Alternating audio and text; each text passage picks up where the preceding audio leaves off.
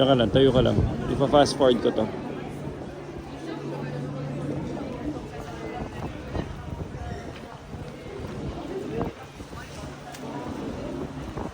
Ten seconds pa lang. Pero ko to, iwa 1 minute. Sandali. Diyan ka lang. Or 1 minute. Lapitan na tayo niya. Yan mo siya. Kaso mapapala.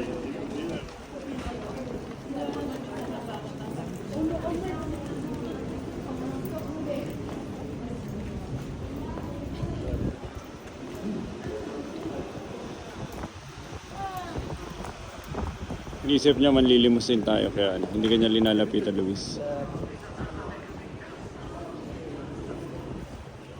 The last 10 seconds. Grabe. Tinime-lapse mo lang siya.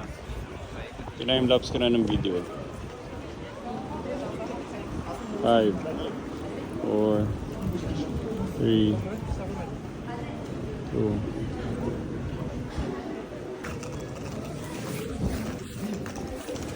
Bakit sobrang importante sa akin ang speed vlogging?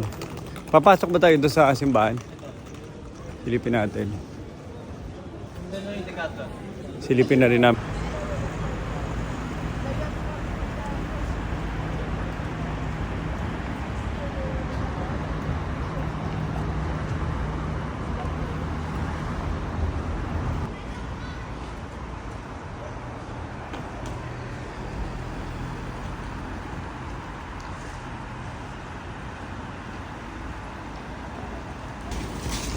So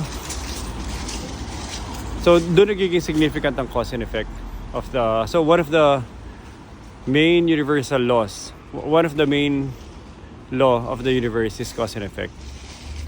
The first law of thermodynamics. Ano yung first law ng thermodynamics, Luis? An action. Ano yung first law ng thermodynamics? Yung action. Consequent.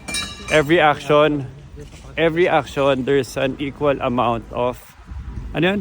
Energy in, energy out yun, di ba? Ano nga? Every action, hindi ko alam yun. Ako alam, my love. Anyway, yaman na. Basta cause and effect na lang. Hindi ano yung eksaktong saying. So, ano yung sinasabi ko?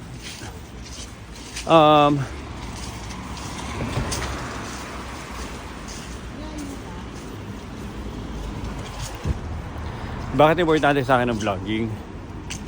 Kasi vlogging is basically a self-expression na ginagawa mo at any point in time, na usually lalo na pag nagbabiyahe ka. If there's one big realization na nare-realize ko lang whenever I vlog, pinakamadali mag-vlog pag nasa labas, pinakamahirap mag-vlog sa loob ng bahay. Bakit? Kasi usually when you're outside, you're highly stimulated by the environment. Sorry, maingay yung dahon. Tingnan nyo. So, you're highly stimulated by the environment. Maraming bagay na, kasi di ba ang tao may 5 senses. So, you get to encounter the world in all of your 5 senses. Tsaka, syempre, pag nasa bahay ka, yun yung mga bagay na, desensitized ka na. Ibig sabihin, nagmanhid ka na. Ang hirap na makakuha ng external stimulation coming pag nag-stay ka na sa bahay. Unlike pag nasa labas ka, madali ka ma-inspire in so many ways at lalo na madali ma-stimulate yung senses mo so many ways, and that would be your cause and effect. The cause would be getting stimulated. Dito na ba tayo?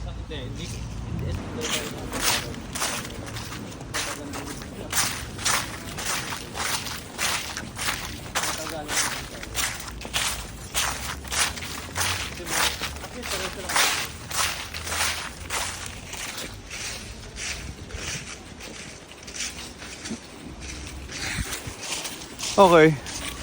Importance ng vlogging. Bakit importante yung vlogging? Kasi ganito siya. Usually, maraming moments na iniisip mo lang na Bubunutin kayo. Siguro.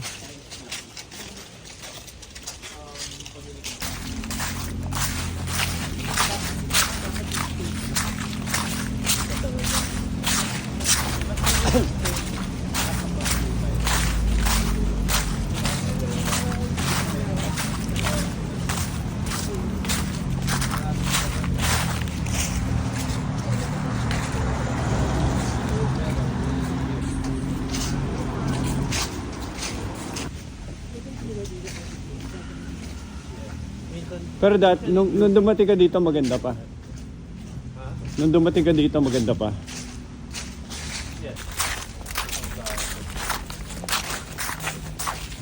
Pero maganda po ito nila.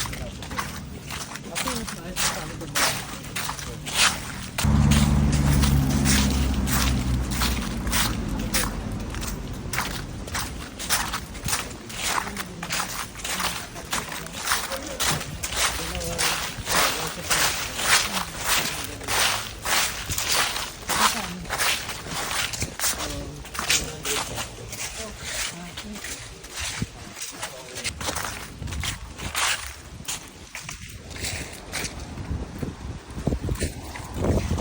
Sig, tignan nyo, yung isang buong hilera ng mga puno dito. Tsaka isang hilera pa ulit ng mga puno doon. And obviously, fall na nila. Kaya malamig. Getting ready for winter.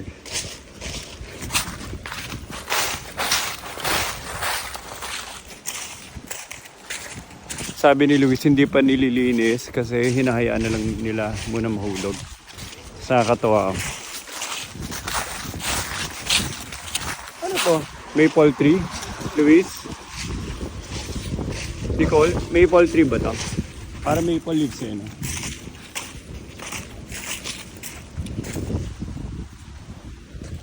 Ganda ng panahon.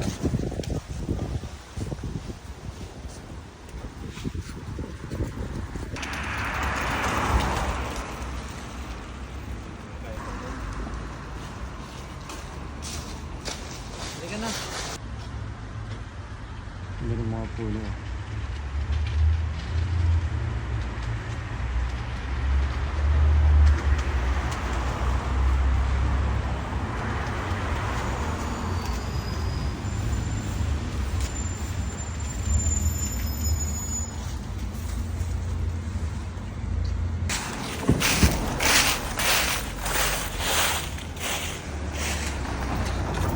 Fall no, look.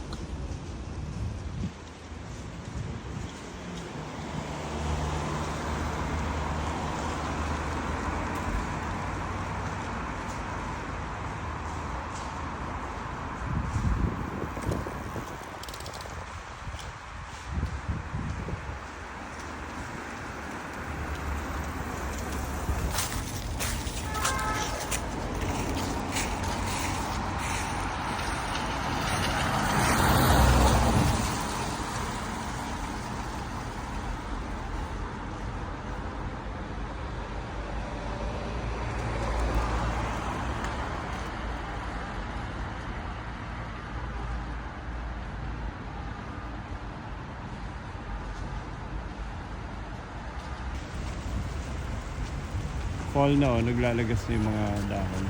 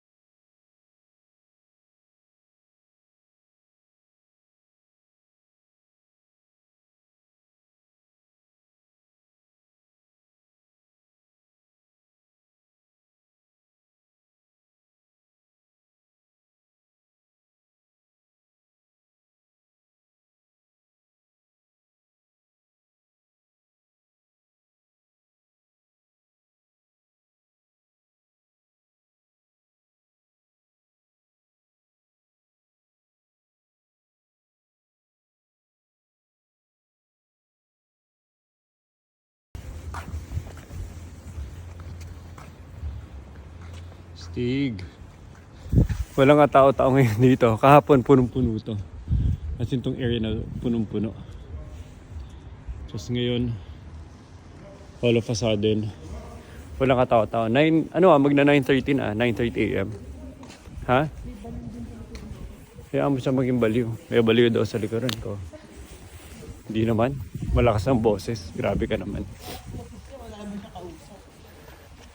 So 9 AM in the morning, tataka ko. Siguro pang gabi sila dito. Mas late sila gumising. Parang Spain, Nicole. Same. Ang mga dinner nila late na. Kaya ganito 9 AM halos walang katao-tao pa. Hindi mo akalain kasi kahapon sobrang puno dito. And it's not even a holiday. Monday lang today.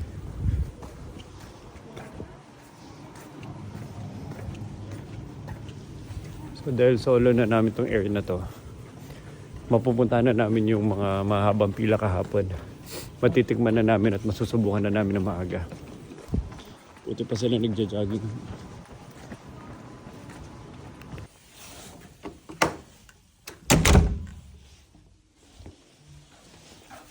Ito yung tsura ng hotel namin. Pero ang importante maganda yung view. Nakaharap kami sa train station. Pero yung hotel, siguro may class ba to? 3-star. 3-star na to? Anyway, maganda yung location ng hotel. Tsaka malilit na yung mga hotels dito. Kasi city center talaga kami ng Lille. As in, pinaka-sentro talaga. Katabi na namin yung train station tsaka yung mall nga eh. So, magbe-breakfast na kami ni Nicole. 1, 0 dapat.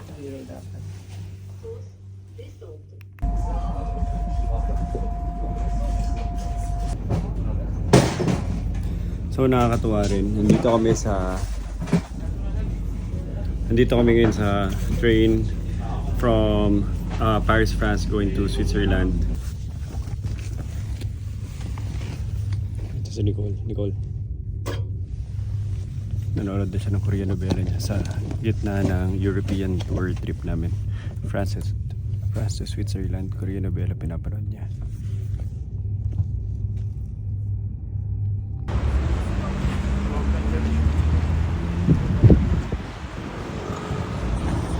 Wow! Sobrang ganda dito. Andito kami ngayon sa Geneva, Switzerland.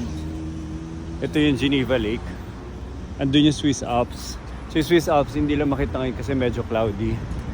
Sobrang lamig. 3 degrees ang temperature. And ito ang ganda. Sobrang picturesque. May mga seagulls pa.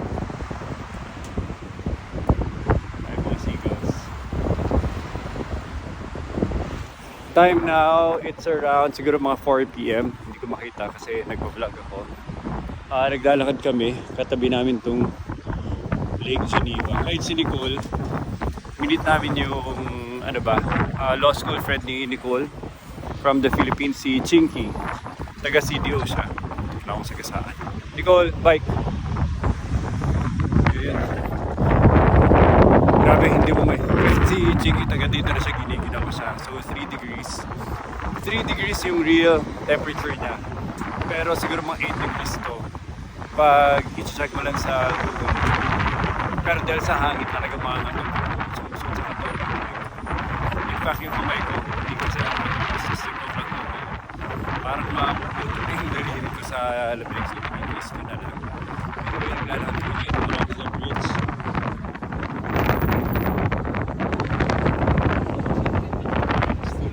Kasi na yun, tingnan yung mga tapos dito yung mga kilalang brands. Ayoko mag-pronounce kasi siguradong hindi ko alam kung ano sa Swiss brands. Grabe. Parang mapupunta na okay, yun na muna for now. Ang ganda dito. Mag-vlog lang ako, mag-video ako. Tapos yung mga long form videos sa YouTube. Ganda.